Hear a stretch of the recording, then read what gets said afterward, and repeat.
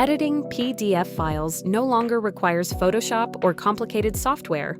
This free tool lets you edit documents directly from your browser in just a few clicks. Start by opening any browser and searching for Light PDF. Then open the website to access the editing tools. Once the website opens, click on the Explore All Tools option. After scrolling down a little, you'll find the Edit PDF feature.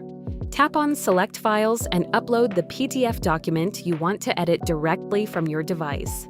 After the PDF is uploaded, you can edit almost everything inside the document. You can modify text, add or replace images, erase unwanted sections, highlight content, and make adjustments without affecting the original font style. This makes the editing look clean and professional, even on mobile devices. Once your document is fully edited and ready, simply download the final PDF file and start using it immediately. It's one of the easiest ways to edit PDFs online without needing advanced editing skills or heavy software.